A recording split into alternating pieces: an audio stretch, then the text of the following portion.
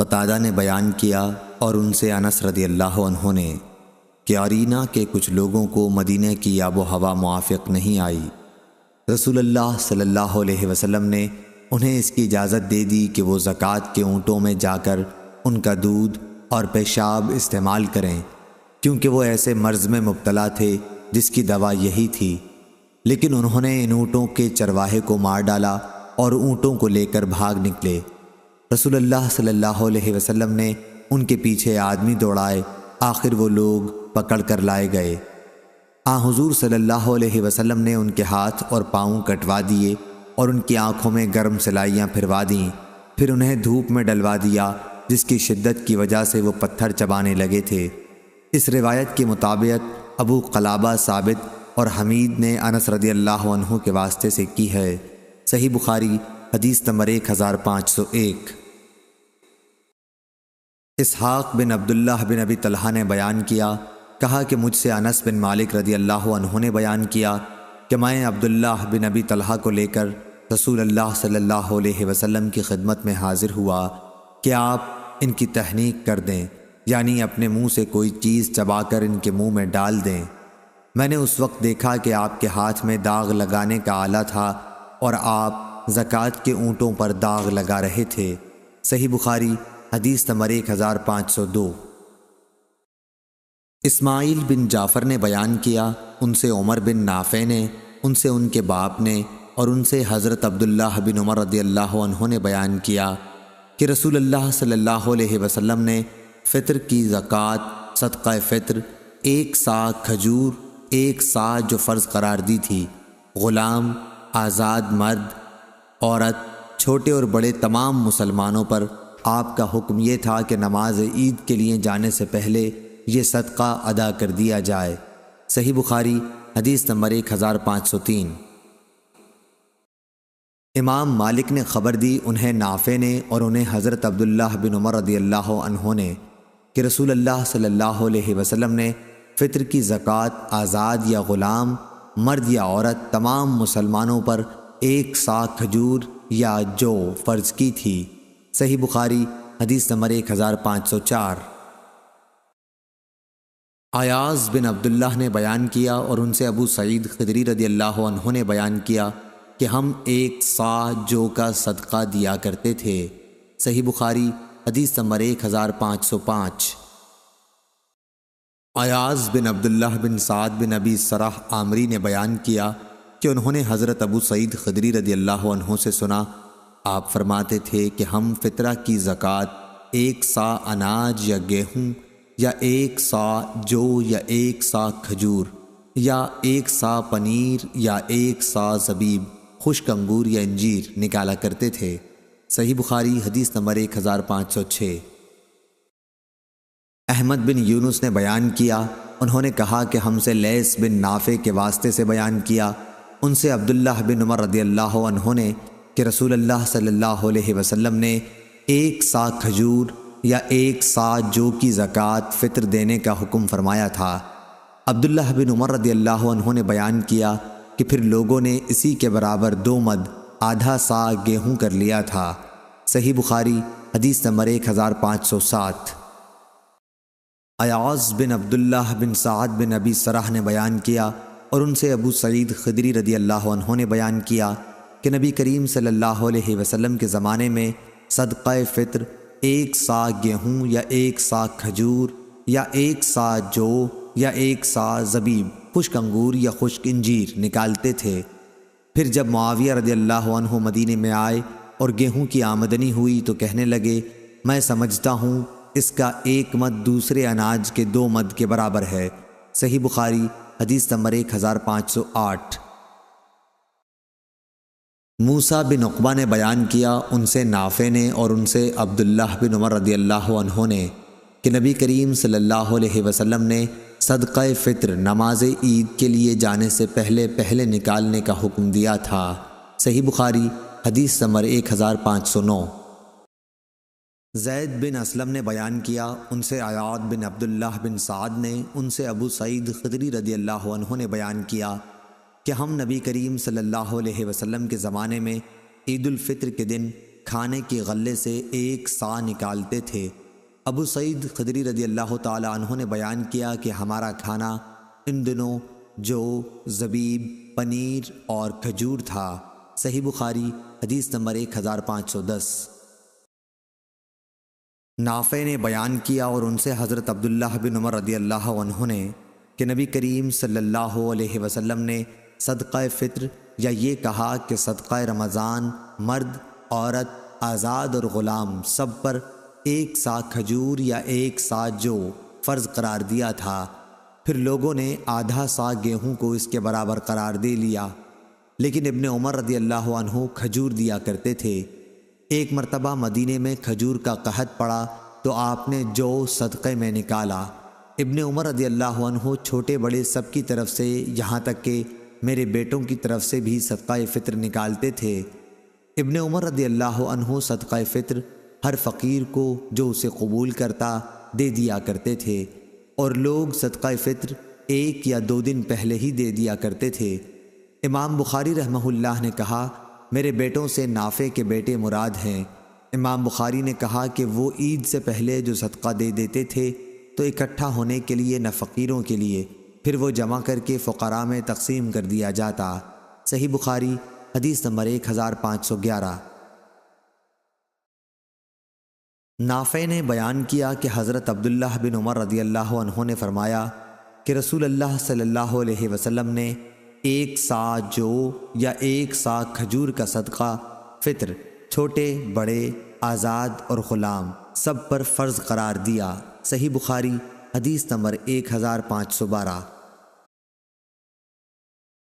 امام مالک نے خبر دی، انہیں ابن شہاب نے، انہیں سلیمان بن یسار نے، اور ان سے عبداللہ بن عباس رضی اللہ عنہ نے بیان کیا کہ فضل بن عباس حجۃ الوداع میں رسول اللہ صلی اللہ علیہ وسلم کے ساتھ سواری کے پیچھے بیٹھے ہوئے تھے کہ قبیلہ خشم کی ایک خوبصورت عورت آئی۔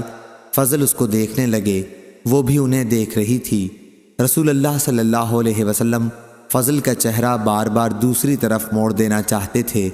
اس عورت نے کہا کہ یا رسول اللہ، اللہ کا فریضہ حج میرے والد کے لیے ادا کرنا ضروری ہو گیا ہے، لیکن وہ بہت بوڑھے ہیں، اونٹنی پر بیٹھ نہیں سکتے، کیا میں ان کی طرف سے حج بدل کر سکتی ہوں؟ حضور صلی اللہ علیہ وسلم نے فرمایا کہ ہاں، یہ حجۃ الوداع کا واقعہ تھا۔ صحیح بخاری حدیث نمبر 1513۔ عبداللہ بن وہب نے خبر دی، انہیں یونس نے، انہیں ابن شہاب نے کہ سالم بن عبداللہ بن عمر رضی اللہ عنہ نے انہیں خبر دی، ان سے عبداللہ بن عمر نے فرمایا کہ میں نے رسول اللہ صلی اللہ علیہ وسلم کو ذوالحلیفہ میں دیکھا کہ اپنی سواری پر چڑھ رہے ہیں۔ پھر جب وہ سیدھی کھڑی ہوئی تو آپ صلی اللہ علیہ وسلم نے لبیک کہا۔ صحیح بخاری حدیث نمبر 1514۔ امام اوزائی نے بیان کیا، انہوں نے عطا بن ابی رباح سے سنا، وہ جابر بن عبداللہ انصاری رضی اللہ عنہ سے بیان کرتے تھے کہ رسول اللہ صلی اللہ علیہ وسلم نے ذوالحلیفہ سے احرام باندھا۔ جب سواری آپ کو لے کر سیدھی کھڑی ہو گئی۔ ابراہیم بن موسیٰ کی یہ حدیث ابن عباس اور انس رضی اللہ عنہم سے بھی مروی ہے۔ صحیح بخاری حدیث نمبر 1515۔ اور ابان نے کہا، ہم سے مالک بن دینار نے بیان کیا، ان سے قاسم بن محمد نے، اور ان سے عائشہ رضی اللہ عنہا نے کہ نبی کریم صلی اللہ علیہ وسلم نے ان کے ساتھ ان کے بھائی عبد الرحمن کو بھیجا، اور انہوں نے عائشہ رضی اللہ عنہا کو تنعیم سے عمرہ کرایا اور پالان کی پچھلی لکڑی پر ان کو بٹھا لیا۔ حضرت عمر رضی اللہ عنہ نے فرمایا کہ حج کے لیے پالانے باندھو، کیونکہ یہ بھی ایک جہاد ہے۔ صحیح بخاری حدیث نمبر 1516۔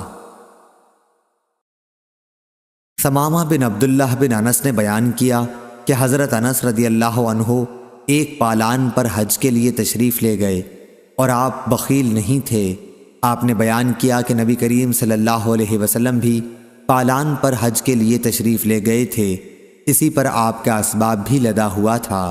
صحیح بخاری حدیث نمبر 1517۔ قاسم بن محمد نے بیان کیا اور ان سے عائشہ رضی اللہ عنہا نے کہ انہوں نے کہا، یا رسول اللہ، آپ لوگوں نے تو عمرہ کر لیا لیکن میں نہ کر سکی۔ اس لیے حضور صلی اللہ علیہ وسلم نے فرمایا، عبد الرحمن اپنی بہن کو لے جا اور انہیں تنعیم سے عمرہ کرا لا۔ چنانچہ انہوں نے عائشہ رضی اللہ عنہا کو اپنے اونٹ کے پیچھے بٹھایا اور عائشہ رضی اللہ عنہا نے عمرہ ادا کیا۔ صحیح بخاری حدیث نمبر 1518۔ سعید بن مسیب نے بیان کیا اور ان سے ابو ہریرہ رضی اللہ عنہ نے کہ نبی کریم صلی اللہ علیہ وسلم سے کسی نے پوچھا کہ کون سا کام بہتر ہے؟ آپ صلی اللہ علیہ وسلم نے فرمایا کہ اللہ اور اس کے رسول پر ایمان لانا۔ پوچھا گیا کہ پھر اس کے بعد؟ آپ نے فرمایا کہ اللہ کے راستے میں جہاد کرنا۔ پھر پوچھا گیا کہ پھر اس کے بعد؟ آپ صلی اللہ علیہ وسلم نے فرمایا کہ حج مبرور۔ صحیح بخاری حدیث نمبر 1519۔ حبیب بن ابی عمرہ نے خبر دی، انہیں عائشہ بنت طلحہ نے اور انہیں ام المومنین حضرت عائشہ صدیقہ رضی اللہ عنہا نے کہا کہ انہوں نے پوچھا، یا رسول اللہ صلی اللہ علیہ وسلم، ہم دیکھتے ہیں کہ جہاد سب نیک کاموں سے بڑھ کر ہے، پھر ہم بھی کیوں نہ جہاد کریں؟ حضور صلی اللہ علیہ وسلم نے فرمایا کہ نہیں، بلکہ سب سے افضل جہاد حج ہے جو مبرور ہو۔ صحیح بخاری حدیث نمبر 1520۔ سیار ابو الحکم نے بیان کیا، کہا کہ میں نے ابو حزم سے سنا، انہوں نے بیان کیا میں نے ابو ہریرہ رضی اللہ عنہ سے سنا، اور انہوں نے نبی کریم صلی اللہ علیہ وسلم سے سنا۔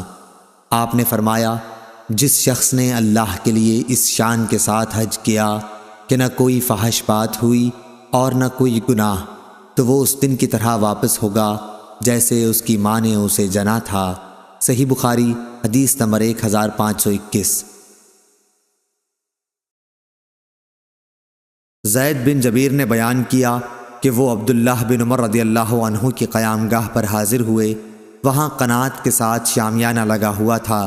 زید بن جبیر نے کہا کہ میں نے پوچھا کہ کس جگہ سے عمرے کا احرام باندھنا چاہیے؟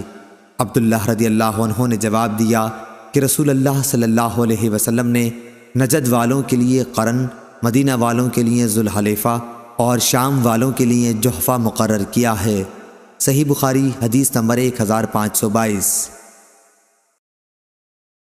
اکرمہ نے بیان کیا اور ان سے حضرت عبداللہ بن عباس رضی اللہ عنہ نے بیان کیا کہ یمن کے لوگ راستے کا خرچ ساتھ لائے بغیر حج کے لیے آ جاتے تھے۔ کہتے تو یہ تھے کہ ہم توکل کرتے ہیں، لیکن جب مکہ آتے تو لوگوں سے مانگنے لگتے۔ اس پر اللہ تعالیٰ نے یہ آیت نازل فرمائی، اور توشہ لے لیا کرو کہ سب سے بہتر توشہ تو تقوی ہی ہے۔ اس کو ابن عینہ نے عمروں سے بواسطہ اکرمہ مرسلاً نقل کیا ہے۔ صحیح بخاری حدیث نمبر 1523۔ موسیٰ بن اسماعیل نے بیان کیا، کہا کہ ہم سے وہیب نے بیان کیا، کہا کہ ہم سے عبداللہ بن طاؤس نے بیان کیا، ان سے ان کے باپ نے اور ان سے ابن عباس رضی اللہ عنہ نے کہ نبی کریم صلی اللہ علیہ وسلم نے مدینہ والوں کے احرام کے لیے ذوالحلیفہ، شام والوں کے لیے جحفہ، نجد والوں کے لیے قرن، منازل، یمن والوں کے لیے یلملم متعین کیا۔ یہاں سے ان مقامات والے بھی احرام باندھیں اور ان کے علاوہ وہ لوگ بھی جو ان راستوں سے آئیں اور حج یا عمرے کا ارادہ رکھتے ہوں، لیکن جن کا قیام میقات اور مکے کے درمیان ہے تو وہ احرام اسی جگہ سے باندھیں جہاں سے انہیں سفر شروع کرنا ہے، یہاں تک کہ مکے کے لوگ مکے سے احرام باندھیں۔ صحیح بخاری حدیث نمبر 1524۔ امام مالک نے خبر دی، انہیں نافع نے اور انہیں عبداللہ بن عمر رضی اللہ عنہ نے کہ رسول اللہ صلی اللہ علیہ وسلم نے فرمایا، مدینہ کے لوگ ذوالحلیفہ سے احرام باندھیں، شام کے لوگ جحفہ سے اور نجد کے لوگ قرن منازل سے۔ عبداللہ نے کہا کہ مجھے معلوم ہوا ہے کہ نبی کریم صلی اللہ علیہ وسلم نے فرمایا، اور یمن کے لوگ یلملم سے احرام باندھیں۔ صحیح بخاری حدیث نمبر 1525۔ طاؤس نے بیان کیا اور ان سے حضرت عبداللہ بن عباس رضی اللہ عنہ نے بیان کیا کہ رسول اللہ صلی اللہ علیہ وسلم نے مدینہ والوں کے لیے ذوالحلیفہ کو میقات مقرر کیا، شام والوں کے لیے جحفہ، نجد والوں کے لیے قرن منازل اور یمن والوں کے لیے یلملم۔ یہ میقات ان ملک والوں کے لیے ہیں اور ان لوگوں کے لیے بھی جو ان ملکوں سے گزر کر حرم میں داخل ہوں اور حج یا عمرے کا ارادہ رکھتے ہوں، لیکن جو لوگ میقات کے اندر رہتے ہوں ان کے لیے احرام باندھنے کی جگہ ان کے گھر ہیں، یہاں تک کہ مکے کے لوگ احرام مکے ہی سے باندھیں۔ صحیح بخاری حدیث نمبر 1526۔ سفیان بن عیینہ نے بیان کیا، کہا کہ ہم نے ظاہری سے یہ حدیث یاد رکھی، ان سے سالم نے کہا اور ان سے ان کے والد نے بیان کیا تھا کہ رسول اللہ صلی اللہ علیہ وسلم نے میقات متعین کر دیے تھے۔ صحیح بخاری حدیث نمبر 1527۔ دوسری سند، اور امام بخاری نے کہا کہ مجھ سے احمد نے بیان کیا، کہا کہ ہم سے عبداللہ بن وہب نے بیان کیا، کہا کہ مجھے یونس نے خبر دی، انہیں ابن شہاب نے، انہیں سالم بن عبداللہ نے، اور ان سے ان کے والد نے بیان کیا کہ میں نے رسول کریم صلی اللہ علیہ وسلم سے سنا، آپ نے فرمایا تھا کہ مدینہ والوں کے لیے احرام باندھنے کی جگہ ذوالحلیفہ اور شام والوں کے لیے مہیعہ یعنی جحفہ اور نجد والوں کے لیے قرن منازل۔ عبداللہ بن عمر رضی اللہ عنہ نے کہا کہ لوگ کہتے تھے کہ نبی کریم صلی اللہ علیہ وسلم نے فرمایا کہ یمن والے احرام یلملم سے باندھیں، لیکن میں نے اسے آپ سے نہیں سنا۔ صحیح بخاری حدیث نمبر 1528۔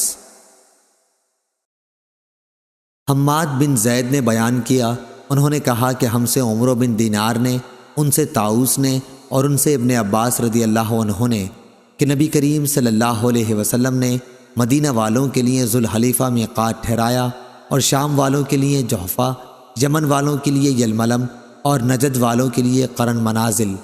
یہ ان ملکوں کے لوگوں کے لیے ہیں اور دوسرے ان تمام لوگوں کے لیے بھی جو ان ملکوں سے گزریں اور حج اور عمرے کا ارادہ رکھتے ہوں، لیکن جو لوگ میقات کے اندر رہتے ہوں تو وہ اپنے شہروں سے احرام باندھیں تاکہ مکے کے لوگ مکے ہی سے احرام باندھیں۔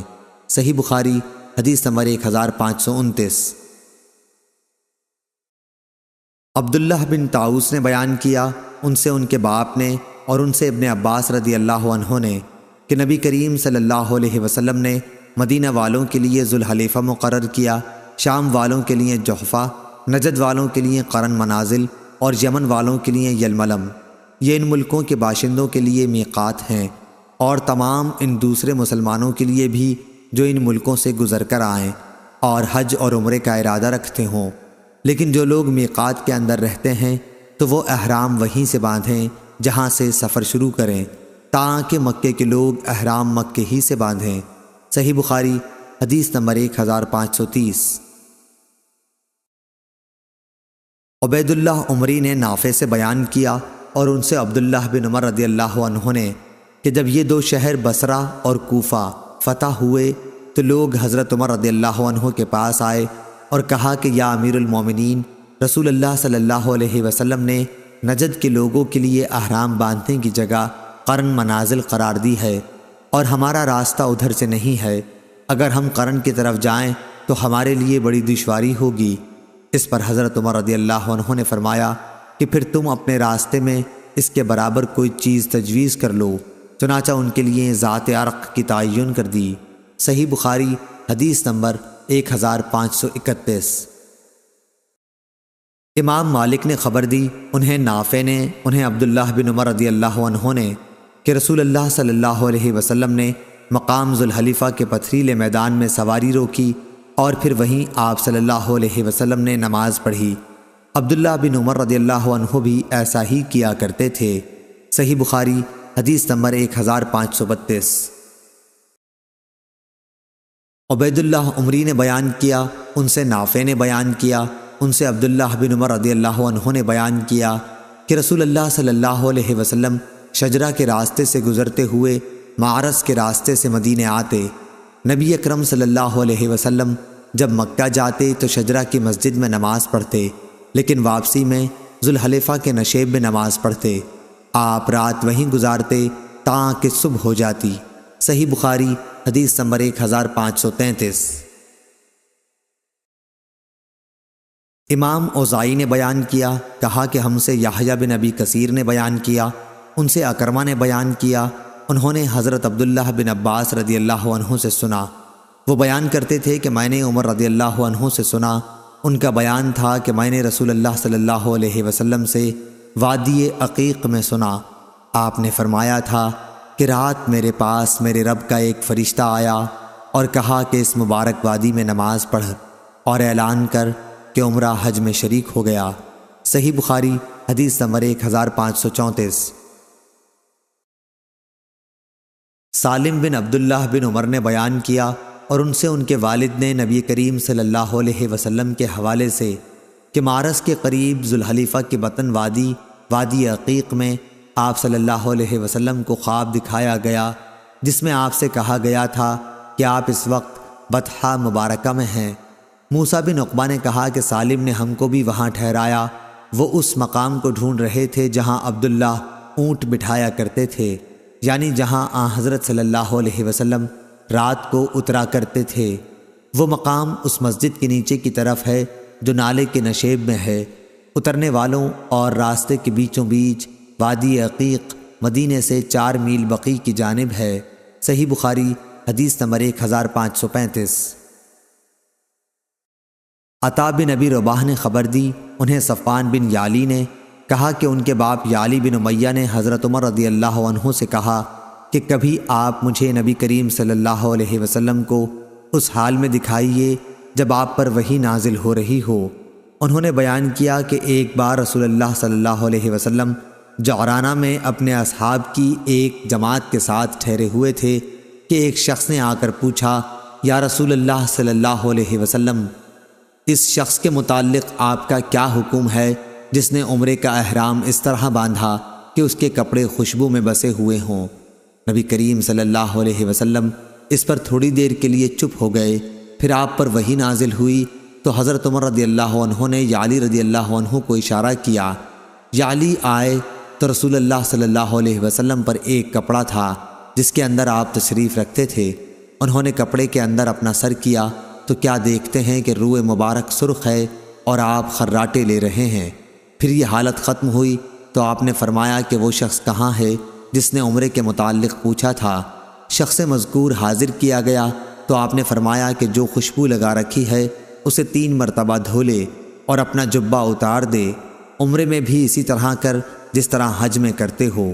میں نے عطا سے پوچھا کہ کیا حضور صلی اللہ علیہ وسلم کے 3 مرتبہ دھونے کے حکم سے پوری طرح صفائی مراد تھی؟ انہوں نے کہا کہ ہاں۔ صحیح بخاری حدیث نمبر 1536۔ سعید بن جبیر نے بیان کیا کہ ابن عمر رضی اللہ عنہ سادہ تیل استعمال کرتے تھے احرام کے باوجود۔ میں نے اس کا ذکر ابراہیم نخعی سے کیا تو انہوں نے فرمایا کہ تم ابن عمر رضی اللہ عنہ کی بات نقل کرتے ہو۔ صحیح بخاری حدیث نمبر 1537۔ اسود نے بیان کیا اور ان سے ام المومنین حضرت عائشہ صدیقہ رضی اللہ عنہا نے بیان کیا، رسول اللہ صلی اللہ علیہ وسلم محرم ہیں اور گویا میں آپ کی مانگ میں خوشبو کی چمک دیکھ رہی ہوں۔ صحیح بخاری حدیث نمبر 1538۔ امام مالک نے خبر دی، انہیں عبد الرحمن بن قاسم نے، انہیں ان کے والد نے اور ان سے نبی کریم صلی اللہ علیہ وسلم کی زوجہ مطہرہ حضرت عائشہ صدیقہ رضی اللہ عنہا نے فرمایا کہ جب رسول اللہ صلی اللہ علیہ وسلم احرام باندھتے تو میں آپ کے احرام کے لیے اور اسی طرح بیت اللہ کے طواف زیارت سے پہلے حلال ہونے کے لیے خوشبو لگایا کرتی تھی۔ صحیح بخاری حدیث نمبر 1539۔ عبداللہ بن وہب نے خبر دی، انہیں یونس نے، انہیں ابن شہاب نے، انہیں سالم نے اور ان سے ان کے والد نے فرمایا ہے کہ میں نے رسول اللہ صلی اللہ علیہ وسلم سے تلبید کی حالت میں لبیک کہتے سنا۔ صحیح بخاری حدیث نمبر 1540۔ موسیٰ بن عقبہ نے بیان کیا، انہوں نے کہا کہ میں نے سالم بن عبداللہ سے سنا، انہوں نے کہا کہ میں نے ابن عمر رضی اللہ عنہ سے سنا۔ دوسری سند امام بخاری نے کہا اور ہم سے عبداللہ بن مسلمہ قامبی نے بیان کیا، ان سے امام مالک نے، ان سے موسیٰ بن عقبہ نے، ان سے سالم بن عبداللہ نے، انہوں نے اپنے باپ سے سنا، وہ کہہ رہے تھے کہ رسول اللہ صلی اللہ علیہ وسلم نے مسجد ذوالحلیفہ کے قریب ہی پہنچ کر احرام باندھا تھا۔ صحیح بخاری حدیث نمبر 1541۔ امام مالک نے خبر دی، انہیں نافع نے اور انہیں عبداللہ بن عمر رضی اللہ عنہ نے، کہ ایک شخص نے پوچھا کہ یا رسول اللہ صلی اللہ علیہ وسلم، محرم کو کس طرح کا کپڑا پہننا چاہیے؟ حضور صلی اللہ علیہ وسلم نے فرمایا، نہ کرتا پہنے، نہ عمامہ باندھے، نہ پاجامہ پہنے، نہ باران کوٹ، نہ موزے، لیکن اگر اس کے پاس جوتی نہ ہو تو وہ موزے اس وقت پہن سکتا ہے جب ٹخنوں کے نیچے سے ان کو کاٹ لیا ہو، اور احرام میں کوئی ایسا کپڑا نہ پہنو جس میں زعفران یا ورس لگا ہوا ہو۔ ابو عبداللہ امام بخاری رحمہ اللہ نے کہا کہ محرم اپنا سر دھو سکتا ہے لیکن کنگھا نہ کرے، بدن بھی نہ کھجلانا چاہیے، اور جوں سر اور بدن سے نکال کر زمین پر ڈالی جا سکتی ہے۔ صحیح بخاری حدیث نمبر 1542۔ جریر بن حازم نے بیان کیا، ان سے یونس بن زید نے، ان سے زہری نے، ان سے عبید اللہ بن عبداللہ نے، اور ان سے ابن عباس رضی اللہ عنہ نے کہ عرفات سے مزدلفہ تک اسامہ بن زید رضی اللہ عنہ رسول اللہ صلی اللہ علیہ وسلم کی سواری پر پیچھے بیٹھے ہوئے تھے۔ پھر مزدلفہ سے منا تک حضرت فضل بن عباس رضی اللہ عنہ بیٹھ گئے تھے۔ دونوں حضرات نے بیان کیا کہ رسول اللہ صلی اللہ علیہ وسلم جمرہ عقبہ کی رمی تک برابر تلبیہ کہتے رہے۔ صحیح بخاری حدیث نمبر 1543، 1544۔ جریر بن حازم نے بیان کیا، ان سے یونس بن زید نے، ان سے زہری نے، ان سے عبید اللہ بن عبداللہ نے، اور ان سے ابن عباس رضی اللہ عنہ نے کہ عرفات سے مزدلفہ تک اسامہ بن زید رضی اللہ عنہ رسول اللہ صلی اللہ علیہ وسلم کی سواری پر پیچھے بیٹھے ہوئے تھے۔ پھر قریب نے خبر دی اور ان سے عبداللہ بن عباس رضی اللہ عنہ نے بیان کیا کہ حجۃ الوداع میں ظہر اور عصر کے درمیان ہفتے کے دن نبی کریم صلی اللہ علیہ وسلم کنگھا کرنے اور تیل لگانے اور ازار اور رداء پہننے کے بعد اپنے صحابہ رضی اللہ عنہم کے ساتھ مدینے سے نکلے۔ آپ نے اس وقت زعفران میں رنگے ہوئے ایسے کپڑے کے سوا جس کا رنگ بدن پر لگتا ہو کسی قسم کی چادر یا تہبند پہننے سے منع نہیں کیا۔ دن میں آپ ذوالحلیفہ پہنچ گئے اور رات وہیں گزاری۔ آپ سوار ہوئے اور بیدا سے آپ نے اور آپ کے ساتھیوں نے لبیک کہا اور احرام باندھا اور اپنے اونٹوں کو ہار پہنایا۔ ذی قعدہ کے مہینے میں اب 5 دن رہ گئے تھے۔ پھر آپ جب مکہ پہنچے تو ذی الحجہ کے 4 دن گزر چکے تھے۔ آپ نے بیت اللہ کا طواف کیا اور صفا اور مروہ کی سعی کی۔ آپ ابھی حلال نہیں ہوئے کیونکہ قربانی کے جانور آپ کے ساتھ تھے اور آپ نے ان کی گردن میں ہار ڈال دیا تھا۔ آپ حجون پہاڑ کے نزدیک مکے کے بالائی حصے میں اترے۔ حج کا احرام اب بھی باقی تھا۔ بیت اللہ کے طواف کے بعد پھر آپ وہاں اس وقت تک تشریف نہیں لے گئے جب تک میدان عرفات سے واپس نہ ہو لیے۔ آپ نے اپنے ساتھیوں کو حکم دیا تھا کہ وہ بیت اللہ کا طواف کریں اور صفا و مروہ کے درمیان سعی کریں، پھر اپنے سروں کے بال ترشوا کر حلال ہو جائیں۔ یہ فرمان ان لوگوں کے لیے تھا جن کے ساتھ قربانی کے جانور نہیں تھے۔ اگر کسی کے ساتھ اس کی بیوی تھی تو وہ اس سے ہم بستر ہو سکتا تھا۔ اس طرح خوشبودار اور سلے ہوئے کپڑے کا استعمال بھی اس کے لیے جائز تھا۔ صحیح بخاری حدیث نمبر 1545۔ ابن جریج نے خبر دی، انہوں نے کہا مجھ سے محمد بن المنقدر نے بیان کیا اور ان سے انس بن مالک رضی اللہ عنہ نے بیان کیا۔ انہوں نے کہا کہ نبی کریم صلی اللہ علیہ وسلم نے مدینے میں 4 رکعتیں پڑھیں لیکن ذوالحلیفہ میں 2 رکعت ادا فرمائیں۔ پھر آپ نے رات وہیں گزاری۔ صبح کے وقت جب آپ اپنی سواری پر سوار ہوئے تو آپ نے لبیک پکار دی۔ صحیح بخاری حدیث نمبر 1546۔ ایوب سختیانی نے بیان کیا، ان سے ابو قلابہ نے اور ان سے انس بن مالک نے کہ رسول اللہ صلی اللہ علیہ وسلم نے مدینے میں ظہر 4 رکعت پڑھی لیکن ذوالحلیفہ میں عصر 2 رکعت۔ انہوں نے کہا کہ میرا خیال ہے کہ رات صبح تک آپ نے ذوالحلیفہ میں ہی گزار دی۔ صحیح بخاری حدیث نمبر 1547۔ حماد بن زید نے بیان کیا، ان سے ابو ایوب نے، ان سے ابو قلابہ نے اور ان سے انس بن مالک نے کہ نبی کریم صلی اللہ علیہ وسلم نے ظہر مدینہ منورہ میں 4 رکعت پڑھی، لیکن نماز عصر ذوالحلیفہ میں 2 رکعت پڑھی۔ میں نے خود سنا کہ لوگ بلند آواز سے حج اور عمرہ دونوں کے لیے لبیک کہہ رہے تھے۔ صحیح بخاری حدیث نمبر 1548۔ امام مالک نے خبر دی، انہیں نافع نے اور انہیں عبداللہ بن عمر رضی اللہ عنہ نے کہ رسول اللہ صلی اللہ علیہ وسلم کا تلبیہ یہ تھا: حاضر ہوں اے اللہ، حاضر ہوں میں، تیرا کوئی شریک نہیں، حاضر ہوں، تمام حمد تیرے ہی لیے ہے اور تمام نعمتیں تیری ہی طرف سے ہیں، ملک تیرا ہی ہے، تیرا کوئی شریک نہیں ہے۔ صحیح بخاری حدیث نمبر 1549۔ سفیان ثوری نے اعمش سے بیان کیا، ان سے عمارہ نے، ان سے ابو عطیہ نے اور ان سے عائشہ رضی اللہ عنہا نے کہ میں جانتی ہوں کہ کس طرح نبی کریم صلی اللہ علیہ وسلم تلبیہ کہتے تھے۔ آپ تلبیہ یوں کہتے تھے: لبیک اللہم لبیک، لا شریک لک لبیک، ان الحمد والنعمت لک۔ ترجمہ گزر چکا ہے۔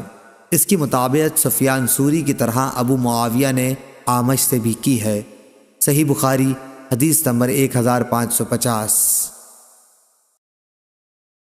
ایوب سختیانی نے بیان کیا، ان سے ابو قلابہ نے اور ان سے انس نے کہ رسول اللہ صلی اللہ علیہ وسلم نے مدینے میں، ہم بھی آپ کے ساتھ تھے، ظہر کی 4 رکعت پڑھی اور ذوالحلیفہ میں عصر کی نماز 2 رکعت۔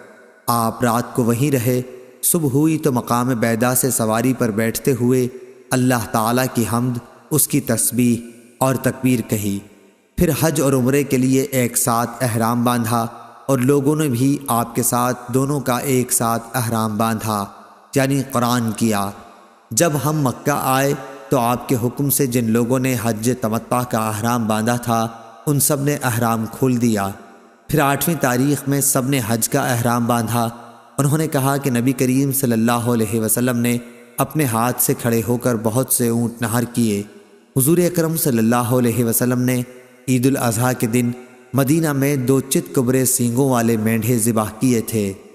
ابو عبداللہ امام بخاری نے کہا کہ بعض لوگ اس حدیث کو یوں روایت کرتے ہیں ایوب سے، انہوں نے ایک شخص سے، انہوں نے انس سے۔ صحیح بخاری حدیث نمبر 1551۔ صالح بن کیسان نے خبر دی، انہیں نافع نے اور ان سے ابن عمر رضی اللہ عنہ نے کہ جب رسول اللہ صلی اللہ علیہ وسلم کو لے کر آپ کی سواری پوری طرح کھڑی ہو گئی تو آپ نے اس وقت لبیک پکارا۔ صحیح بخاری حدیث نمبر 1552۔ ایوب سختیانی نے نافع سے بیان کیا، انہوں نے کہا کہ عبداللہ بن عمر رضی اللہ عنہ جب ذوالحلیفہ میں صبح کی نماز پڑھ چکے تو اپنی اونٹنی پر پالان لگانے کا حکم فرمایا۔ سواری لائی گئی تو آپ اس پر سوار ہوئے اور جب وہ آپ کو لے کر کھڑی ہو گئی تو آپ کھڑے ہو کر قبلہ رو ہو گئے اور پھر لبیک کہنا شروع کیا تاکہ حرم میں داخل ہو گئے۔ وہاں پہنچ کر آپ نے لبیک کہنا بند کر دیا، پھر ذی طویٰ میں تشریف لا کر رات وہیں گزارتے، صبح ہوتی تو نماز پڑھتے اور غسل کرتے، پھر مکے میں داخل ہوتے۔ آپ یقین کے ساتھ یہ جانتے تھے کہ رسول اللہ صلی اللہ علیہ وسلم نے بھی اسی طرح کیا تھا۔ عبد الوارث کی طرح اس حدیث کو اسماعیل نے بھی ایوب سے روایت کیا، اس میں غسل کا ذکر ہے۔ صحیح بخاری حدیث نمبر 1553۔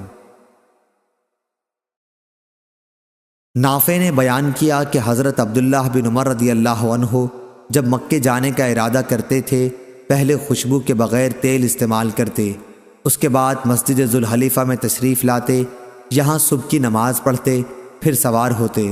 جب اونٹنی آپ کو لے کر پوری طرح کھڑی ہو جاتی تو احرام باندھتے، پھر فرماتے کہ میں نے رسول اللہ صلی اللہ علیہ وسلم کو اسی طرح کرتے دیکھا تھا۔ صحیح بخاری حدیث نمبر 1554۔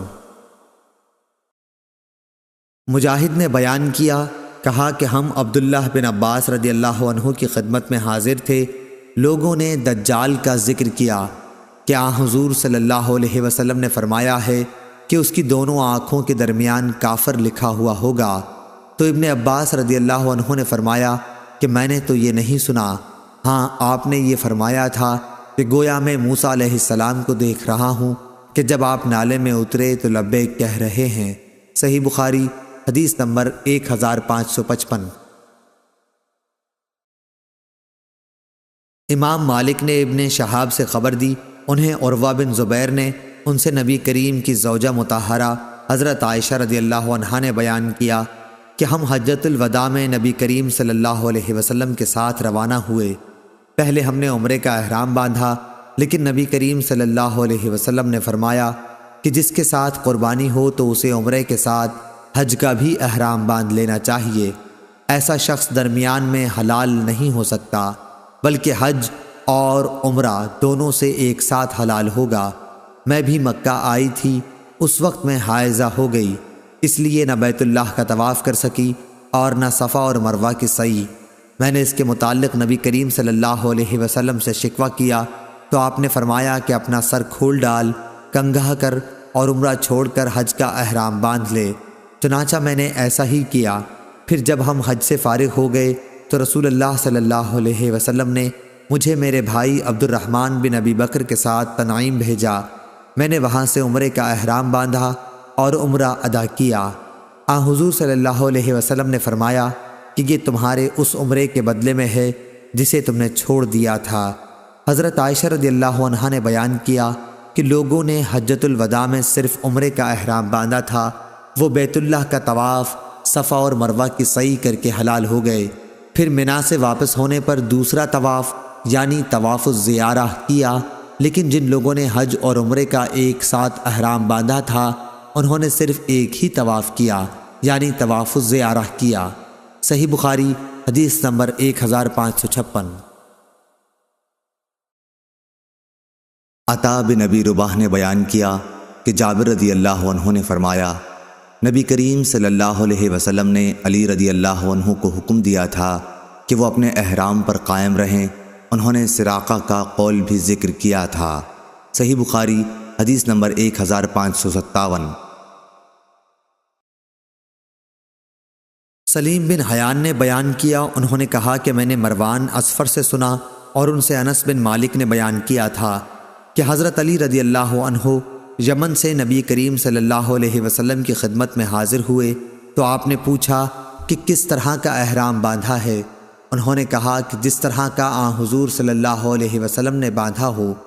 اس پر آپ صلی اللہ علیہ وسلم نے فرمایا کہ اگر میرے ساتھ قربانی نہ ہوتی تو میں حلال ہو جاتا۔ اور محمد بن ابی بکر نے ابن جریج سے یوں روایت کیا کہ نبی کریم صلی اللہ علیہ وسلم نے دریافت فرمایا، علی تم نے کس چیز کا احرام باندھا ہے؟ انہوں نے عرض کی، نبی کریم صلی اللہ علیہ وسلم نے جس کا احرام باندھا ہو اسی کا میں نے بھی باندھا ہے۔ حضور صلی اللہ علیہ وسلم نے فرمایا کہ پھر قربانی کر اور اپنی اسی حالت پر احرام جاری رکھ۔ صحیح بخاری حدیث نمبر 1558۔ سفیان ثوری نے بیان کیا، ان سے قیس بن مسلم نے، ان سے طارق بن شہاب نے اور ان سے ابو موسیٰ اشعری رضی اللہ عنہ نے کہ مجھے نبی کریم صلی اللہ علیہ وسلم نے میری قوم کے پاس یمن بھیجا تھا۔ جب حجۃ الوداع کے موقع پر میں آیا تو آپ سے بطحا میں ملاقات ہوئی۔ آپ نے دریافت فرمایا کہ کس کا احرام باندھا ہے؟ میں نے عرض کی کہ حضور صلی اللہ علیہ وسلم نے جس کا باندھا ہو۔ آپ نے پوچھا کیا تمہارے ساتھ قربانی ہے؟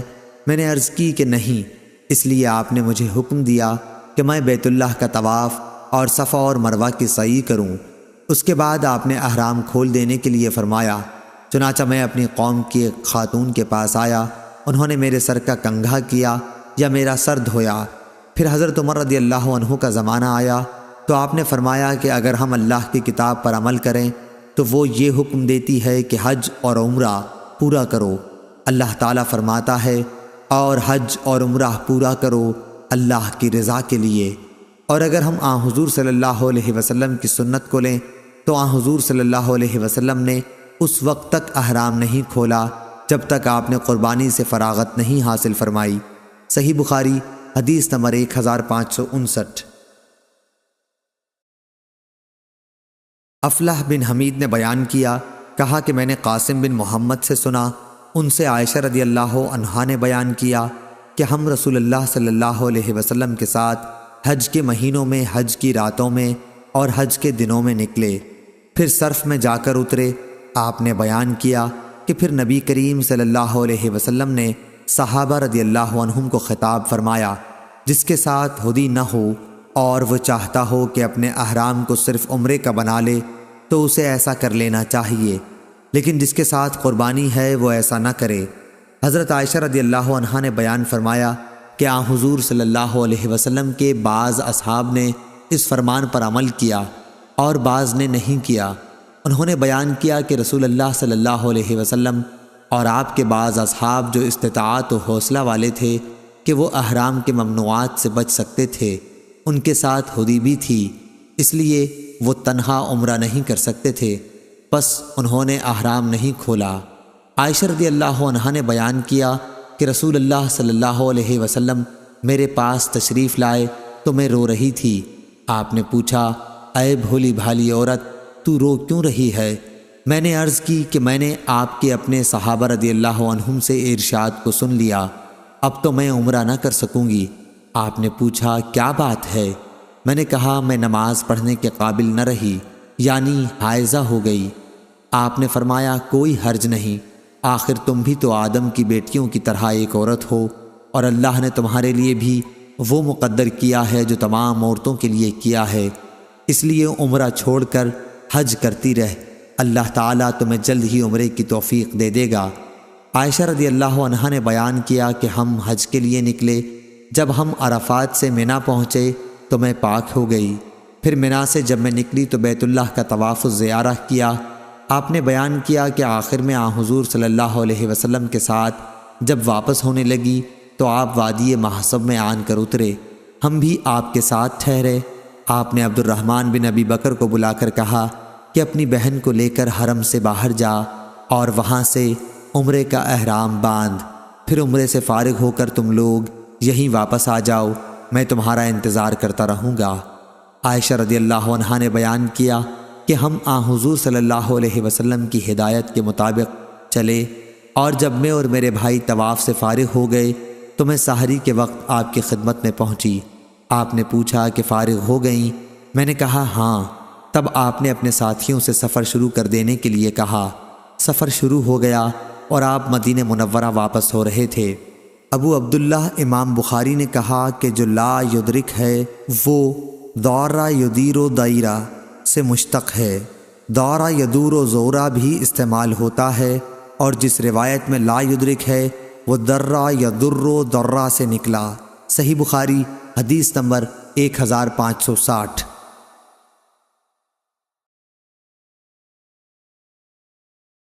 جریر نے بیان کیا، ان سے منصور نے، ان سے ابراہیم نخعی نے، ان سے اسود نے اور ان سے عائشہ رضی اللہ عنہا نے کہ ہم حج کے لیے رسول اللہ صلی اللہ علیہ وسلم کے ساتھ نکلے، ہماری نیت حج کے سوا اور کچھ نہ تھی۔ جب ہم مکہ پہنچے تو اور لوگوں نے بیت اللہ کا طواف کیا۔ حضور صلی اللہ علیہ وسلم کا حکم تھا کہ جو قربانی اپنے ساتھ نہ لایا ہو وہ حلال ہو جائے، چنانچہ جن کے پاس ہدی نہ تھی وہ حلال ہو گئے۔ افعال عمرہ کے بعد حضور صلی اللہ علیہ وسلم کی ازواج مطہرات ہدی نہیں لے گئی تھیں، اس لیے انہوں نے بھی احرام کھول ڈالے۔ عائشہ رضی اللہ عنہا نے کہا کہ میں حائضہ ہو گئی تھی، اس لیے میں بیت اللہ کا طواف نہ کر سکی، یعنی عمرہ چھوٹ گیا اور حج کرتی چلی گئی۔ جب محصب کی رات آئی، میں نے کہا یا رسول اللہ، اور لوگ تو حج اور عمرہ دونوں کر کے واپس ہو رہے ہیں، لیکن میں صرف حج کر سکتی ہوں۔ اس پر آپ نے فرمایا، کیا جب ہم مکہ آئے تھے تو تم طواف نہ کر سکی تھیں؟ میں نے کہا کہ نہیں۔ آپ نے فرمایا کہ اپنے بھائی کے ساتھ تنعیم تک چلی جا اور وہاں سے عمرے کا احرام باندھ، پھر عمرہ ادا کر، ہم لوگ تمہارا فلاں جگہ انتظار کریں گے۔ اور صفیہ رضی اللہ عنہا نے کہا کہ معلوم ہوتا ہے میں بھی آپ لوگوں کو رکنے کا سبب بن جاؤں گی۔ حضور صلی اللہ علیہ وسلم نے فرمایا، مردار سرمنڈی، کیا تو نے یوم نہر کا طواف نہیں کیا تھا؟ انہوں نے کہا کیوں نہیں، میں تو طواف کر چکی ہوں۔ آپ نے فرمایا پھر کوئی حرج نہیں، چل کوچ کر۔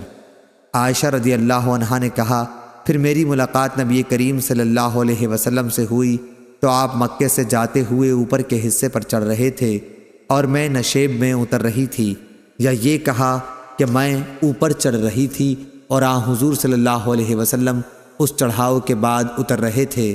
صحیح بخاری حدیث نمبر 1561۔ امام مالک نے خبر دی، انہیں ابو الاسود محمد بن عبد الرحمن بن نوفل نے، انہیں عروہ بن زبیر نے، اور ان سے ام المومنین حضرت عائشہ صدیقہ رضی اللہ عنہا نے بیان کیا کہ ہم حجۃ الوداع کے موقع پر رسول اللہ صلی اللہ علیہ وسلم کے ساتھ چلے۔ کچھ لوگوں نے عمرے کا احرام باندھا تھا، کچھ نے حج اور عمرہ دونوں کا، اور کچھ نے صرف حج کا۔ رسول اللہ صلی اللہ علیہ وسلم نے پہلے صرف حج کا احرام باندھا تھا، پھر آپ نے عمرہ بھی شریک کر لیا۔ پھر جن لوگوں نے حج کا احرام باندھا تھا یا حج اور عمرہ دونوں کا، ان کا احرام 10ویں تاریخ تک نہ کھل سکا۔ صحیح بخاری حدیث نمبر 1562۔ شعبہ نے بیان کیا، ان سے حکم نے، ان سے علی بن حسین حضرت زین العابدین نے، اور ان سے مروان بن حکم نے بیان کیا کہ حضرت عثمان اور علی رضی اللہ عنہ کو میں نے دیکھا ہے۔ عثمان رضی اللہ عنہ حج اور عمرے کو ایک ساتھ ادا کرنے سے روکتے تھے، لیکن حضرت علی رضی اللہ عنہ نے اس کے باوجود دونوں کا ایک ساتھ احرام باندھا اور کہا لبیک بعمرہ و حجہ۔ آپ نے فرمایا کہ میں کسی ایک شخص کی بات پر رسول اللہ صلی اللہ علیہ وسلم کی حدیث کو نہیں چھوڑ سکتا۔ صحیح بخاری حدیث نمبر 1563۔ عبداللہ بن طاؤس نے بیان کیا، ان سے ان کے باپ نے اور ان سے ابن عباس رضی اللہ عنہ نے، کہ عرب سمجھتے تھے کہ حج کے دنوں میں عمرہ کرنا روئے زمین پر سب سے بڑا گناہ ہے۔ یہ لوگ محرم کو سفر بنا لیتے اور کہتے کہ جب اونٹ کی پیٹھ سستا لے اور اس پر خوب بال اگ جائیں اور سفر کا مہینہ ختم ہو جائے، یعنی حج کے ایام گزر جائیں، تو عمرہ حلال ہوتا ہے۔ پھر جب نبی کریم صلی اللہ علیہ وسلم اپنے صحابہ رضی اللہ عنہم کے ساتھ چوتھی کی صبح کو احرام باندھے ہوئے آئے تو آپ نے انہیں حکم دیا کہ اپنے حج کو عمرہ بنا لیں۔ یہ حکم عرب کے پرانے رواج کی بنا پر عام صحابہ رضی اللہ عنہم پر بڑا بھاری گزرا۔ انہوں نے پوچھا، یا رسول اللہ، عمرہ کر کے ہمارے لیے کیا چیز حلال ہو گئی؟ آپ نے فرمایا کہ تمام چیزیں حلال ہو جائیں گی۔ صحیح بخاری حدیث نمبر 1564۔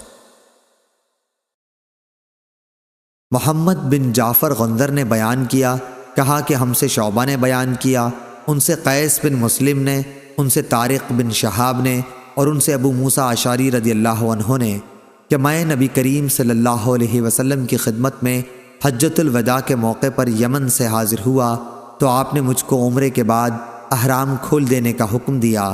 صحیح بخاری حدیث نمبر 1565۔ امام مالک رضی اللہ عنہ نے بیان کیا، دوسری سند، اور امام بخاری رحمہ اللہ نے کہا کہ ہم سے عبداللہ بن یوسف نے بیان کیا، کہا کہ ہمیں امام مالک رحمہ اللہ نے خبر دی، انہیں نافع نے اور انہیں ابن عمر رضی اللہ عنہ نے، کہ حضور صلی اللہ علیہ وسلم کی زوجہ مطہرہ حضرت حفصہ رضی اللہ عنہا نے بیان کیا کہ انہوں نے رسول اللہ صلی اللہ علیہ وسلم سے دریافت کیا، یا رسول اللہ، کیا بات ہے؟ اور لوگ تو عمرہ کر کے حلال ہو گئے لیکن آپ حلال نہیں ہوئے۔ حضور صلی اللہ علیہ وسلم نے فرمایا کہ میں نے اپنے سر کی تلبید بالوں کو جمانے کے لیے ایک لیسدار چیز کا استعمال کرنا کی ہے، اور اپنے ساتھ ہدی قربانی کا جانور لایا ہوں، اس لیے میں قربانی سے پہلے احرام نہیں کھول سکتا۔ صحیح بخاری حدیث نمبر 1566۔ ابو جمرہ نصر بن عمران الزبعی نے بیان کیا، انہوں نے کہا کہ میں نے حج اور عمرے کا ایک ساتھ احرام باندھا تو کچھ لوگوں نے مجھے منع کیا، اس لیے میں نے ابن عباس رضی اللہ عنہ سے اس کے متعلق دریافت کیا۔ آپ نے تمتع کرنے کے لیے کہا۔ پھر میں نے ایک شخص کو دیکھا کہ مجھ سے کہہ رہا ہے، حج بھی مبرور ہوا اور عمرہ بھی قبول ہوا۔ میں نے یہ خواب ابن عباس رضی اللہ عنہ کو سنایا تو آپ نے فرمایا کہ یہ نبی کریم صلی اللہ علیہ وسلم کی سنت ہے۔ پھر آپ نے فرمایا کہ میرے یہاں قیام کر، میں اپنے پاس سے تمہارے لیے کچھ مقرر کر کے دیا کروں گا۔ شعبہ نے بیان کیا کہ میں نے ابو جمرہ سے پوچھا کہ ابن عباس رضی اللہ عنہ نے یہ کیوں کیا تھا؟ یعنی مال کس بات پر دینے کے لیے کہا؟ انہوں نے بیان کیا کہ اس خواب کی وجہ سے جو میں نے دیکھا تھا۔ صحیح بخاری حدیث نمبر 1567۔ ابو شہاب نے کہا کہ میں تمتع کی نیت سے عمرے کا احرام باندھ کے یوم ترویہ سے 3 دن پہلے مکہ پہنچا۔ اس پر مکہ کے کچھ لوگوں نے کہا اب تمہارا حج مکی ہوگا۔ میں عطا بن ابی رباح کی خدمت میں حاضر ہوا یہی پوچھنے کے لیے۔ انہوں نے فرمایا کہ مجھ سے جابر بن عبداللہ رضی اللہ عنہ نے بیان کیا کہ انہوں نے رسول اللہ صلی اللہ علیہ وسلم کے ساتھ وہ حج کیا تھا جس میں آپ صلی اللہ علیہ وسلم اپنے ساتھ قربانی کے اونٹ لائے تھے، یعنی حجۃ الوداع۔ صحابہ رضی اللہ عنہم نے صرف مفرد حج کا احرام باندھا، لیکن حضور صلی اللہ علیہ وسلم نے ان سے فرمایا کہ عمرے کا احرام باندھ لو اور بیت اللہ کے طواف اور صفا و مروہ کی سعی کے بعد اپنے احرام کھول ڈالو اور بال ترشوا لو۔ یوم ترویہ تک برابر اسی طرح حلال رہو، پھر یوم ترویہ میں مکے سے حج کا احرام باندھو، اور اس طرح اپنے حج مفرد کو جس کی تم نے پہلے نیت کی تھی اب اسے تمتع بنا لو۔ صحابہ رضی اللہ عنہم نے عرض کی کہ ہم اسے تمتع کیسے بنا سکتے ہیں؟ ہم تو حج کا احرام باندھ چکے ہیں۔ اس پر حضور صلی اللہ علیہ وسلم نے فرمایا کہ جس طرح میں کہہ رہا ہوں ویسا ہی کرو۔ اگر میرے ساتھ ہدی نہ ہوتی تو خود میں بھی اسی طرح کرتا جس طرح تم سے کہہ رہا ہوں، لیکن میں کیا کروں؟ اب میرے لیے کوئی چیز اس وقت تک حلال نہیں ہو سکتی جب تک میرے قربانی کے جانوروں کی قربانی نہ ہو جائے۔ چنانچہ صحابہ رضی اللہ عنہم نے آپ کے حکم کی تعمیل کی۔ ابو عبداللہ امام بخاری رحمہ اللہ نے کہا ابو شہاب کی اس حدیث کے سوا اور کوئی مرفوع حدیث مروی نہیں ہے۔ صحیح بخاری حدیث نمبر 1568۔ حجاج بن محمد اور نے بیان کیا، ان سے شعبہ نے، ان سے عمرو بن مرہ نے، ان سے سعید بن مسیب نے کہ جب حضرت عثمان اور حضرت علی رضی اللہ عنہ عسفان آئے تو ان میں باہم تمتع کے سلسلے میں اختلاف ہوا، تو حضرت علی رضی اللہ عنہ نے فرمایا کہ جس کو رسول اللہ صلی اللہ علیہ وسلم نے کیا ہے اس سے آپ کیوں روک رہے ہیں؟ اس پر عثمان رضی اللہ عنہ نے فرمایا کہ مجھے اپنے حال پر رہنے دو۔ یہ دیکھ کر علی نے حج اور عمرہ دونوں کا احرام ایک ساتھ باندھا۔ صحیح بخاری حدیث نمبر 1569۔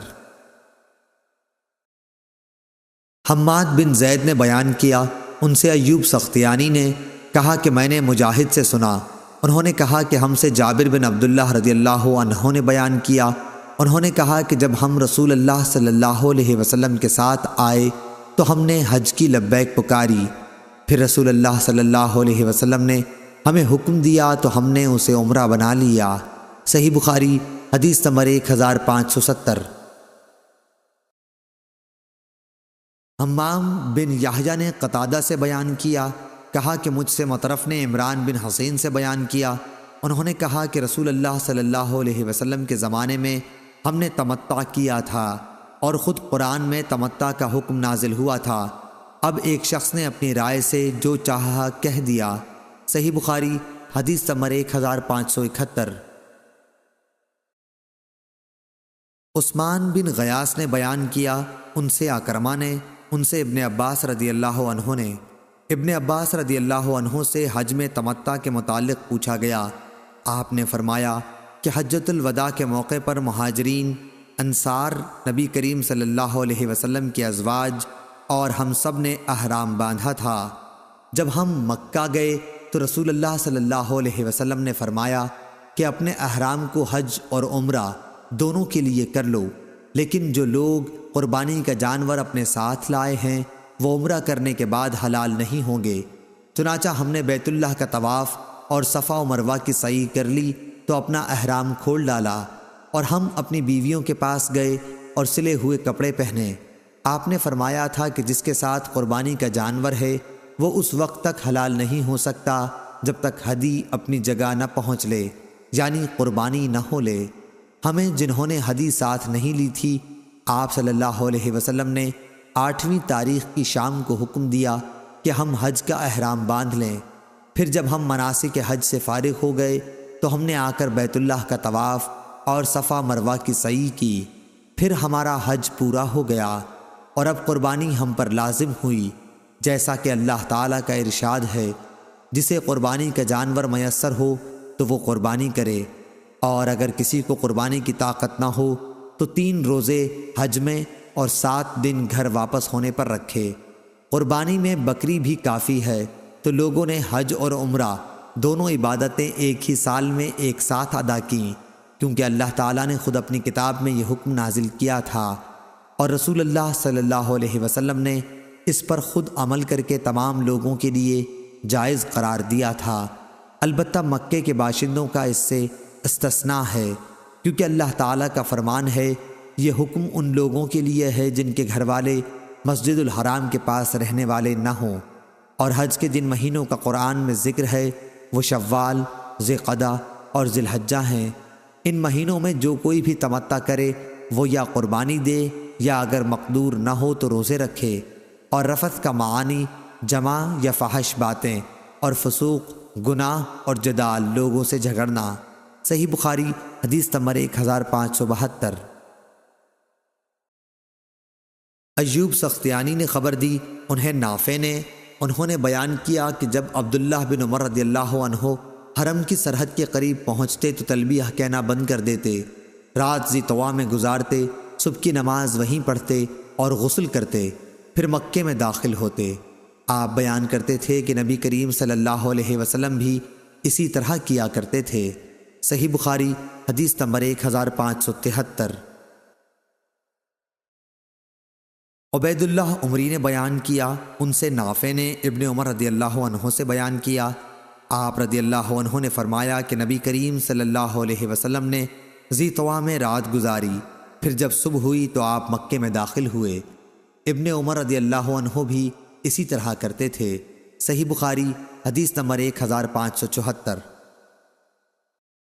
امام مالک رحمہ اللہ نے بیان کیا، ان سے نافع نے اور ان سے ابن عمر رضی اللہ عنہ نے کہ رسول اللہ صلی اللہ علیہ وسلم مکے میں بلند گھاٹی یعنی جنت المعلیٰ کی طرف سے داخل ہوتے اور نکلتے ثنیہ سفلی کی طرف سے یعنی نیچے کی گھاٹی باب شبیکہ کی طرف سے۔ صحیح بخاری حدیث نمبر 1575۔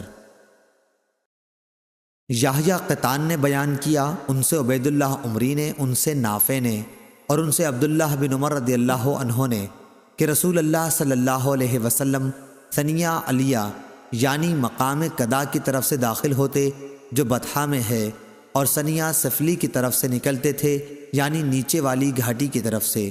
صحیح بخاری حدیث نمبر 1576۔ سفیان بن عینہ نے بیان کیا، ان سے ہشام بن عروہ نے، ان سے ان کے والد نے، ان سے عائشہ رضی اللہ عنہا نے کہ جب رسول اللہ صلی اللہ علیہ وسلم مکہ میں تشریف لائے تو اوپر کی بلند جانب سے شہر کے اندر داخل ہوئے، اور مکے سے واپس جب گئے تو نیچے کی طرف سے نکل گئے۔ صحیح بخاری حدیث نمبر 1577۔ ابو اسامہ نے بیان کیا، انہوں نے کہا کہ ہم سے ہشام بن عروہ نے بیان کیا، ان سے ان کے والد عروہ بن زبیر نے اور ان سے عائشہ رضی اللہ عنہا نے کہ نبی کریم صلی اللہ علیہ وسلم فتح مکہ کے موقع پر شہر میں قدا کی طرف سے داخل ہوئے اور قدا کی طرف سے نکلے جو مکے کے بلند جانب ہے۔ صحیح بخاری حدیث نمبر 1578۔ عمرو بن حارث نے خبر دی، انہیں ہشام بن عروہ نے، انہیں ان کے والد عروہ بن زبیر نے اور انہیں عائشہ رضی اللہ عنہا نے کہ نبی کریم صلی اللہ علیہ وسلم فتح مکہ کے موقع پر داخل ہوتے وقت مکے کے بالائی علاقے قدا سے داخل ہوئے۔ ہشام نے بیان کیا کہ عروہ اگرچہ قدا اور قدا دونوں طرف سے داخل ہوتے تھے، لیکن اکثر قدا سے داخل ہوتے کیونکہ یہ راستہ ان کے گھر سے قریب تھا۔ صحیح بخاری حدیث نمبر 1579۔ عروہ نے بیان کیا کہ نبی کریم صلی اللہ علیہ وسلم فتح مکہ کے موقع پر مکے کے بالائی علاقے قدا کی طرف سے داخل ہوتے، لیکن عروہ اکثر قدا کی طرف سے داخل ہوتے تھے کیونکہ یہ راستہ ان کے گھر سے قریب تھا۔ صحیح بخاری حدیث نمبر 1580۔ ہشام نے اپنے باپ سے بیان کیا، انہوں نے بیان کیا کہ نبی کریم صلی اللہ علیہ وسلم فتح مکہ کے موقع پر کدا سے داخل ہوتے تھے، اور وہ خود اگرچہ دونوں طرف سے کدا اور کدا داخل ہوتے، لیکن اکثر آپ کدا کی طرف سے داخل ہوتے تھے کیونکہ یہ راستہ ان کے گھر سے قریب تھا۔ ابو عبداللہ امام بخاری رحمہ اللہ نے کہا کہ کدا اور کدا دو مقامات کے نام ہیں۔ صحیح بخاری حدیث نمبر 1581۔ عمرو بن دینار نے خبر دی، کہا کہ میں نے جابر بن عبداللہ رضی اللہ عنہ سے سنا، انہوں نے بیان کیا کہ زمانہ جاہلیت میں جب کعبے کی تعمیر ہوئی تو نبی کریم صلی اللہ علیہ وسلم اور عباس رضی اللہ عنہ بھی پتھر اٹھا کر لا رہے تھے۔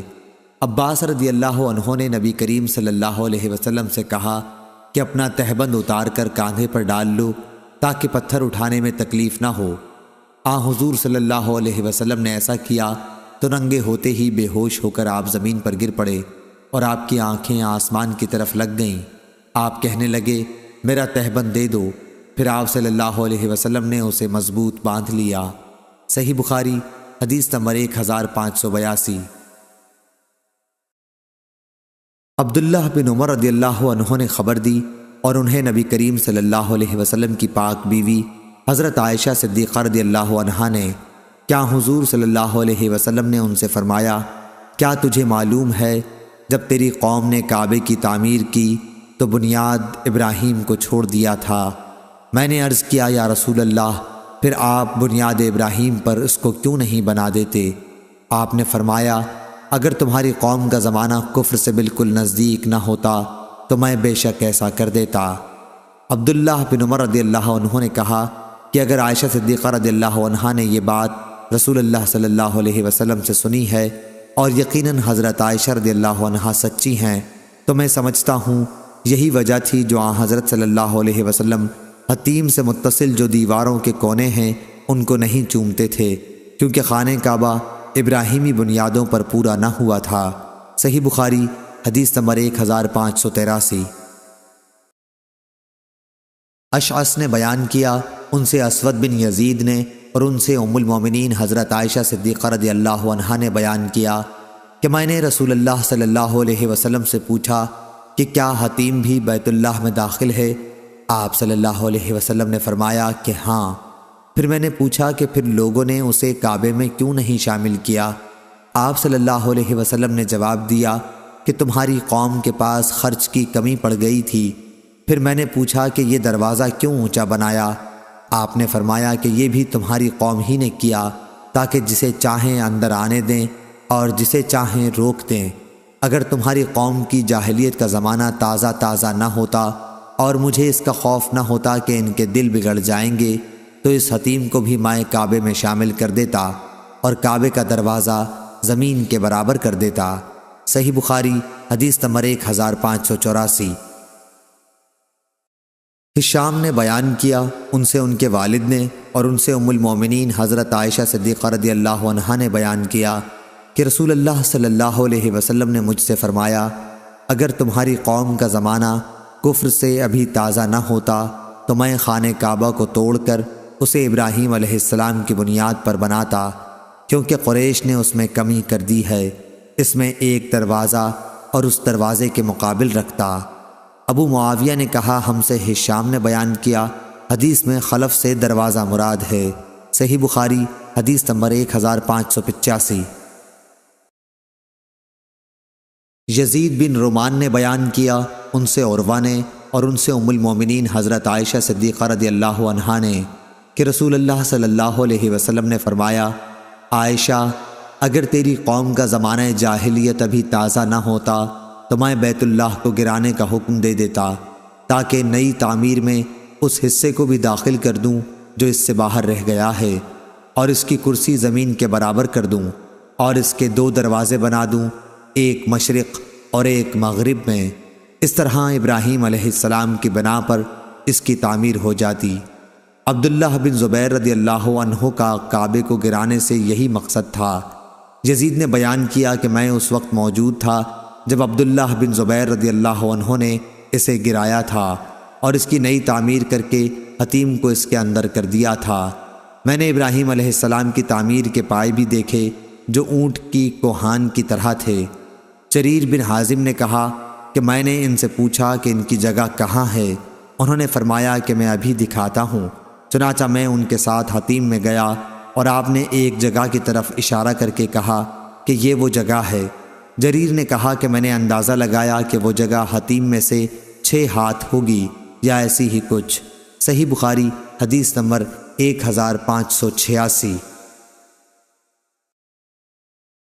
جریر بن عبد الحمید نے منصور سے بیان کیا، ان سے مجاہد نے، ان سے طاؤس نے اور ان سے ابن عباس رضی اللہ عنہ نے بیان کیا، رسول اللہ صلی اللہ علیہ وسلم نے فتح مکہ پر فرمایا تھا کہ اللہ تعالیٰ نے اس شہر مکے کو حرمت والا بنایا ہے، یعنی عزت دی ہے، پس اس کے درختوں کے کانٹے تک بھی نہیں کاٹے جا سکتے، یہاں کے شکار بھی نہیں ہنکائے جا سکتے، اور ان کے علاوہ جو اعلان کر کے مالک تک پہنچانے کا ارادہ رکھتے ہوں، کوئی شخص یہاں کی گری پڑی چیز بھی نہیں اٹھا سکتا ہے۔ صحیح بخاری حدیث نمبر 1587۔ عبداللہ بن وہب نے خبر دی، انہیں یونس نے، انہیں ابن شہاب نے، انہیں علی بن حسین نے، انہیں عمرو بن عثمان نے اور انہیں حضرت اسامہ بن زید رضی اللہ عنہ نے کہ انہوں نے پوچھا، یا رسول اللہ صلی اللہ علیہ وسلم، آپ مکے میں کیا اپنے گھر میں قیام فرمائیں گے؟ اس پر آپ نے فرمایا کہ عقیل نے ہمارے لیے محلہ یا مکان چھوڑا ہی کب ہے، سب بیچ کھوچ کر برابر کر دیے۔ عقیل اور طالب ابو طالب کے وارث ہوئے تھے۔ جعفر اور علی رضی اللہ عنہ کو وراثت میں کچھ نہیں ملا تھا کیونکہ یہ دونوں مسلمان ہو گئے تھے، اور عقیل ابتدا میں اور طالب اسلام نہیں لائے تھے۔ اس بنیاد پر حضرت عمر بن خطاب رضی اللہ عنہ فرمایا کرتے تھے کہ مسلمان کافر کا وارث نہیں ہوتا۔ ابن شہاب نے کہا کہ لوگ اللہ تعالیٰ کے اس ارشاد سے دلیل لیتے ہیں کہ جو لوگ ایمان لائے، ہجرت کی اور اپنے مال اور جان کے ساتھ اللہ کی راہ میں جہاد کیا، اور وہ لوگ جنہوں نے پناہ دی اور مدد کی، وہی ایک دوسرے کے وارث ہوں گے۔ صحیح بخاری حدیث نمبر 1588۔ ظاہری نے کہا کہ مجھ سے ابو سلمہ نے بیان کیا، ان سے ابو ہریرہ رضی اللہ عنہ نے بیان کیا کہ رسول اللہ صلی اللہ علیہ وسلم نے جب منا سے لوٹتے ہوئے حجۃ الوداع کے موقع پر مکے آنے کا ارادہ کیا تو فرمایا کہ کل انشاءاللہ ہمارا قیام اسی خیف بنی کنانہ یعنی محصب میں ہوگا جہاں قریش نے کفر پر اڑے رہنے کی قسم کھائی تھی۔ صحیح بخاری حدیث نمبر 1589۔ ابو سلمہ نے بیان کیا اور ان سے ابو ہریرہ رضی اللہ عنہ نے بیان کیا کہ 11ویں کی صبح کو جب حضور صلی اللہ علیہ وسلم منا میں تھے تو یہ فرمایا تھا کہ کل ہم خیف بنی کنانہ میں قیام کریں گے جہاں قریش نے کفر کی حمایت کی قسم کھائی تھی۔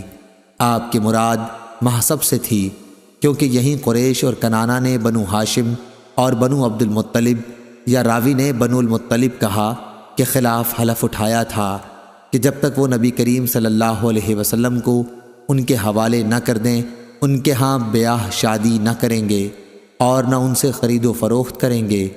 اور سلامہ بن روح نے عقیل اور یحییٰ بن ضحاک سے روایت کیا، ان سے امام اوزائی نے بیان کیا کہ مجھے ابن شہاب نے خبر دی، انہوں نے اپنی روایت میں بنو ہاشم اور بنو المطلب کہا۔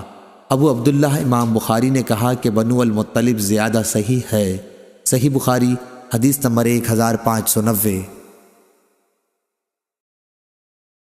زیادہ بن سعد نے بیان کیا، ان سے ظاہری نے بیان کیا، ان سے سعید بن مسیب نے بیان کیا اور ان سے ابو ہریرہ رضی اللہ عنہ نے کہ نبی کریم صلی اللہ علیہ وسلم نے فرمایا کہ کعبے کو 2 پتلی پنڈلیوں والا ایک حقیر حبشی تباہ کر دے گا۔ صحیح بخاری حدیث نمبر 1591۔ لیث نے بیان کیا، ان سے عقیل نے، ان سے ابن شہاب نے، ان سے عروہ نے اور ان سے عائشہ رضی اللہ عنہا نے بیان کیا۔ دوسری سند امام بخاری رحمہ اللہ نے کہا اور مجھ سے محمد بن مقاتل نے بیان کیا، انہوں نے کہا کہ مجھے عبداللہ بن مبارک نے خبر دی، انہوں نے کہا کہ ہمیں محمد بن ابی حفصہ نے خبر دی، انہیں ظاہری نے، انہیں عروہ نے اور ان سے ام المومنین حضرت عائشہ صدیقہ رضی اللہ عنہا نے بیان فرمایا کہ رمضان کے روزے فرض ہونے سے پہلے مسلمان عاشورہ کا روزہ رکھتے تھے۔ عاشورہ ہی کے دن جاہلیت میں کعبے پر غلاف چڑھایا جاتا تھا۔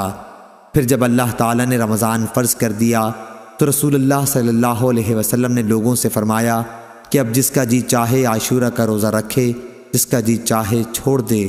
صحیح بخاری حدیث نمبر 1592۔ ابراہیم بن طہمان نے بیان کیا، ان سے حجاج بن حجاج اسلمی نے، ان سے قتادہ نے، ان سے عبداللہ بن ابی عتبہ نے، اور ان سے ابو سعید خدری رضی اللہ عنہ نے، اور ان سے نبی کریم صلی اللہ علیہ وسلم نے فرمایا، بیت اللہ کا حج اور عمرہ یاجوج اور ماجوج کے نکلنے کے بعد بھی ہوتا رہے گا۔ عبداللہ بن ابی عتبہ کے ساتھ اس حدیث کو ابان اور عمران نے قتادہ سے روایت کیا، اور عبد الرحمن نے شعبہ کے واسطے سے یوں بیان کیا کہ قیامت اس وقت تک قائم نہیں ہوگی جب تک بیت اللہ کا حج بند نہ ہو جائے۔ امام بخاری نے کہا کہ پہلی روایت زیادہ راویوں نے بیان کی ہے، اور قتادہ نے عبداللہ بن عتبہ سے سنا، اور عبداللہ نے ابو سعید خدری رضی اللہ عنہ سے سنا۔ صحیح بخاری حدیث نمبر 1593۔ ابو وائل نے بیان کیا، کہا کہ میں شیبہ کی خدمت میں حاضر ہوا۔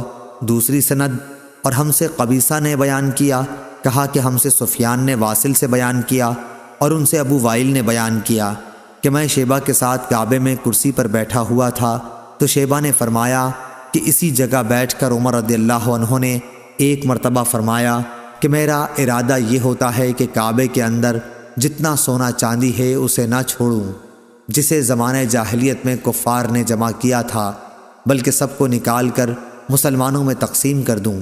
میں نے عرض کی کہ آپ کے ساتھیوں حضرت صلی اللہ علیہ وسلم اور ابو بکر رضی اللہ عنہ نے تو ایسا نہیں کیا۔ انہوں نے فرمایا کہ میں بھی انہی کی پیروی کر رہا ہوں، اسی لیے میں اس کو ہاتھ نہیں لگاتا۔ صحیح بخاری حدیث نمبر 1594۔ ابن ابی ملیکہ نے بیان کیا، ان سے عبداللہ بن عباس رضی اللہ عنہ نے، اور ان سے نبی کریم صلی اللہ علیہ وسلم نے فرمایا، گویا میری نظروں کے سامنے وہ پتلی ٹانگوں والا سیاہ آدمی ہے جو خانہ کعبہ کے ایک ایک پتھر کو اکھاڑ پھینکے گا۔ صحیح بخاری حدیث نمبر 1595۔ لیث بن سعد نے بیان کیا، ان سے یونس نے، ان سے ابن شہاب نے، ان سے سعید بن مسیب نے کہ ابو ہریرہ رضی اللہ عنہ نے کہا کہ رسول اللہ صلی اللہ علیہ وسلم نے فرمایا کہ کعبے کو 2 پتلی پنڈلیوں والا حبشی خراب کرے گا۔ صحیح بخاری حدیث نمبر 1596۔ سفیان ثوری نے خبر دی، انہیں اعمش نے، انہیں ابراہیم نے، انہیں عابس نے، انہیں ربیعہ نے کہ حضرت عمر رضی اللہ عنہ حجر اسود کے پاس آئے اور اسے بوسہ دیا اور فرمایا، میں خوب جانتا ہوں کہ تو صرف ایک پتھر ہے، نہ کسی کو نقصان پہنچا سکتا ہے نہ نفع۔ اگر رسول اللہ صلی اللہ علیہ وسلم کو تجھے بوسہ دیتے ہوئے میں نہ دیکھتا تو میں بھی کبھی تجھے بوسہ نہ دیتا۔ صحیح بخاری حدیث نمبر 1597۔ لیث بن سعد نے بیان کیا، ان سے ابن شہاب نے، ان سے سالم نے، اور ان سے ان کے باپ نے بیان کیا کہ رسول اللہ صلی اللہ علیہ وسلم اور اسامہ بن زید اور بلال و عثمان بن ابی طلحہ چاروں خانہ کعبہ کے اندر گئے اور اندر سے دروازہ بند کر لیا۔ پھر جب دروازہ کھولا تو میں پہلا شخص تھا جو اندر گیا۔ میری ملاقات بلال سے ہوئی۔ میں نے پوچھا، کیا نبی کریم صلی اللہ علیہ وسلم نے اندر نماز پڑھی ہے؟ انہوں نے بتلایا کہ ہاں، دونوں یمنی ستونوں کے درمیان آپ نے نماز پڑھی ہے۔ صحیح بخاری حدیث نمبر 1598۔ موسیٰ بن عقبہ نے خبر دی، انہیں نافع نے کہ حضرت عبداللہ بن عمر رضی اللہ عنہ جب کعبے کے اندر داخل ہوتے تو سامنے کی طرف چلتے اور دروازہ پیٹھ کی طرف چھوڑ دیتے۔ آپ اسی طرح چلتے رہتے اور جب سامنے کی دیوار تقریباً 3 ہاتھ رہ جاتی تو نماز پڑھتے تھے۔ اس طرح آپ اس جگہ نماز پڑھنے کا اہتمام کرتے جس کے متعلق بلال رضی اللہ عنہ سے معلوم ہوا تھا کہ رسول اللہ صلی اللہ علیہ وسلم نے وہیں نماز پڑھی تھی، لیکن اس میں کوئی حرج نہیں، کعبے میں جس جگہ بھی کوئی چاہے نماز پڑھ لے۔ صحیح بخاری حدیث نمبر 1599۔ اسماعیل بن ابی خالد نے خبر دی، انہیں عبداللہ بن ابی اوفا نے، کہ رسول اللہ صلی اللہ علیہ وسلم نے عمرہ کیا تو آپ نے کعبے کا طواف کر کے مقام ابراہیم کے پیچھے 2 رکعتیں پڑھیں۔ آپ کے ساتھ کچھ لوگ تھے جو آپ کے اور لوگوں کے درمیان آڑ بنے ہوئے تھے۔ ان میں سے ایک صاحب نے ابن ابی اوفا سے پوچھا، کیا رسول اللہ صلی اللہ علیہ وسلم کعبے کے اندر تشریف لے گئے تھے؟ تو انہوں نے بتایا کہ نہیں۔ صحیح بخاری حدیث نمبر 1600۔